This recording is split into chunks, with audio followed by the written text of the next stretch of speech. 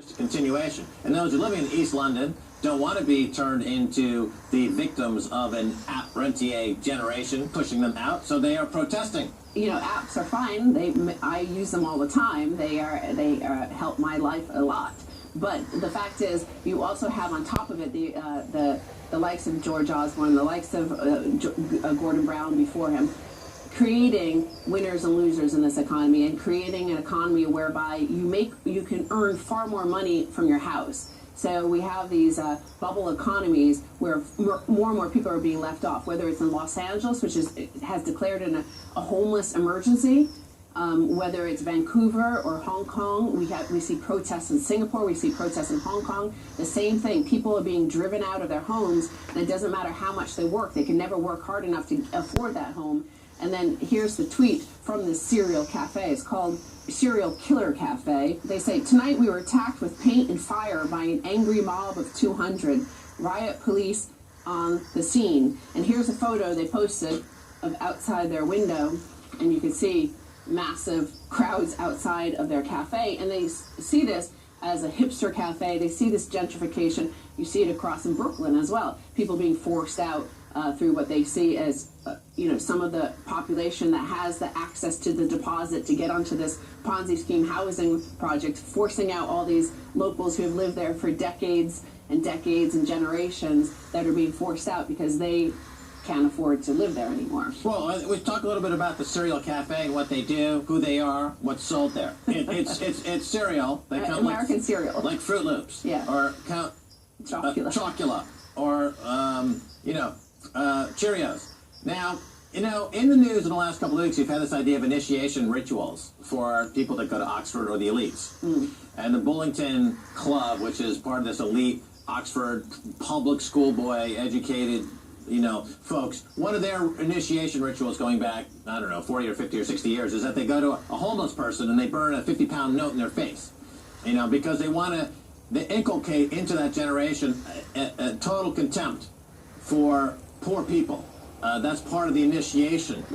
We had something with David Cameron, obviously, last week. I'm not going to go into it again, but he was involved in an initiation ritual. He now denies that. He denies that he was involved with the, look up Piggate and you'll find out more. But for this new generation of millennials, this is the new initiation ritual. This is the equivalent of burning a 50-pound note in somebody's face, because for £5, you can buy a box of Fruit Loops and a quart of milk, and you can have 30 bowls of cereal. Well, let's say 10 bowls of cereal, just to play it safe. But instead, by going into the Serial Killer Cafe in Shoreditch and paying £5 for one bowl of cereal with a splash of milk, you're telling all the poor people in the neighborhood, you're sticking it in their face. You're putting their nose into it on the sidewalk and saying, you see, our daddies work in the city and they get quantitative easing all day long. We don't have to work. We're rentiers. We all come here to eat 5-pound bowls of cereal, and you're the poor people. We're pushing you out. So this is just a continuation of the same class struggle in the UK. We're just seeing it now reinvented in Shoreditch, where this is being played out at the Serial Killer Cafe. In fact, the group that did this is called Class War. So the quote from the BBC article about this goes, the demonstration was organized by a group called Class War, which was protesting against unaffordable London housing. A statement on their website reads, we don't want luxury flats that no one can afford. We want genuinely affordable housing. We want community. Working class people are being forced out of their homes, but we won't go out without a fight. Now, that's interesting that they want community, which, of course, a lot of this problem is caused by Margaret Thatcher declaring there's no such thing as society. We don't want communities. Communities are harmful to the profit of the individual. So she handed all these properties that still exist, that basically you have the right to buy at a huge discount your council properties. Perhaps here's the brothers who own the cafe. Perhaps they were the beneficiaries. We don't know, but they look like hipsters. They're Thatcherites. They're inheriting the Thatcherite mantra that to become a rentier is great and to destroy society is beautiful.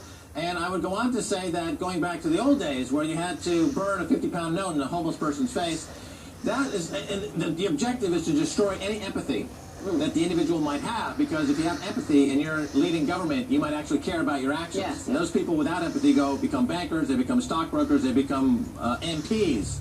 But the new way to destroy empathy, of course, is with drugs.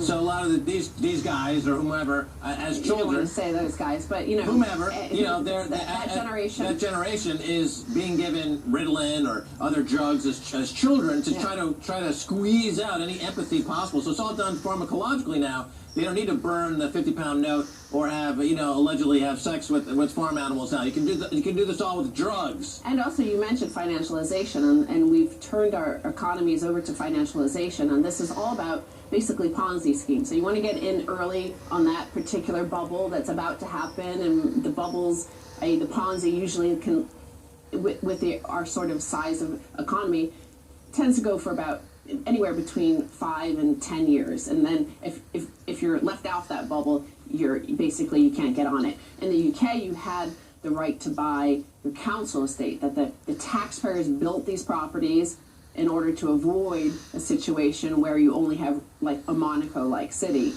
And then those people got to make huge profit. We had the case, of course, in Chelsea recently where somebody who got to buy their property for like £100,000 from the state, from the taxpayer, then sold it for 1.1 million.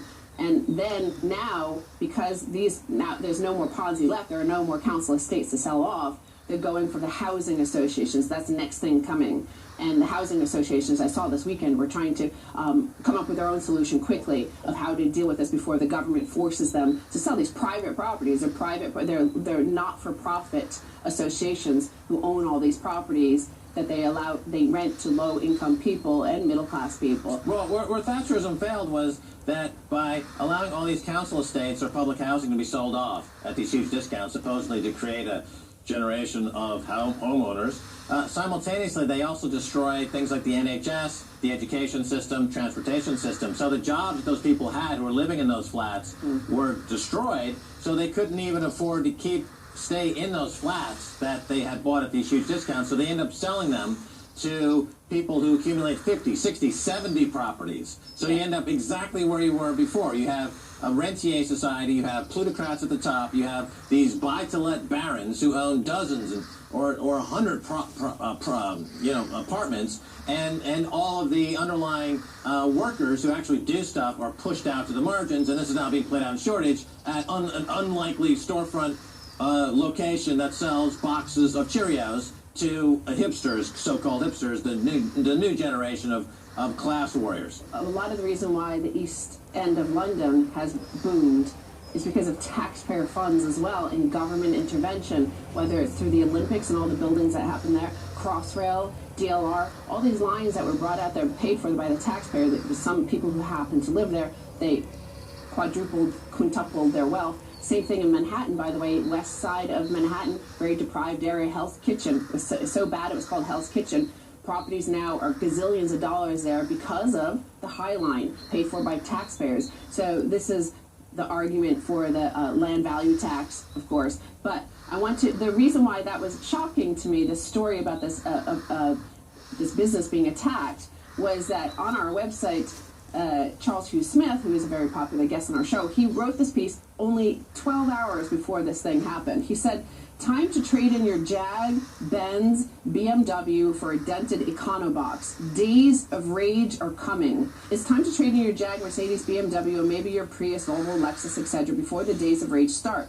As I've explained before, as the prosperity tide recedes, the ugly reality of wealth inequality is exposed. The rage of the masses who have been losing ground while the financial oligarchs, the new nobility, and the technocratic class reap immense gains for decades has been suppressed by the dream that they too could join the upper caste. But once the realistic odds of that happening low sink in, the days of rage will begin." So he was saying these obvious signs of they'll go after, it'll be like dégonflé in Paris, they'll like attack specific cars, because they can't go after the KPMGs and PwCs and the big banks and things like that, because as he said, like, we have this surveillance state, we have the FBI, the CIA targeting activists who go after the connected elite that are protected by the state, but they'll start going after things like Serial Killer Cafe, and it's brought on by the central banks, by this wealth and income gap growing because of policy. No matter how well intentioned it might have originally been, it's created a situation where there are